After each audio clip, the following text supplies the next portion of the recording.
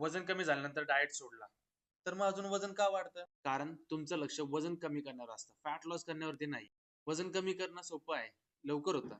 खूप साऱ्या calories cut करून जिम मध्ये कार्डिओ कर. वेट लिफ्टिंगच्या कंपॅरिझन मध्ये जास्त कॅलरीज बर्न होतील, पण जास्त वजन मसल्स, ग्लायकोजन, पाणी मधून जाते आणि मेटाबॉलिझम पण स्लो होते आणि सोडताच वजन वाढतं. अरे बघ, मी तर नेहमी डाएट नाही करू शकत. मग मी काय केलं पाहिजे? फॅट लॉस करण्यासाठी फक्त कॅलरीज कमी करून चालणार नाही. कार्डिओपेक्षा वेट ट्रेनिंग आणि स्टेप काउंट वरती लक्ष दे. मग तर मुलींनी असं केलं, मुलींची पण बॉडी होईल. इथे मुलंच वैतागलेत, मुलांसारखी बॉडी होत नाही. आणि मुलींची कशी होईल? जास्त मसल्स बॉडी मध्ये बसल्या बसल्या पण कॅलरीज बर्न करतात आणि डिजीज पासून लांब ठेवतात, ते तर वेगळंच.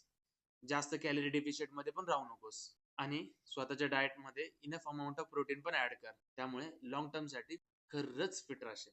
आणि हीच प्रोसेस जर समजून घ्यायची असेल तर मला फॉलो करायला विसरू नको.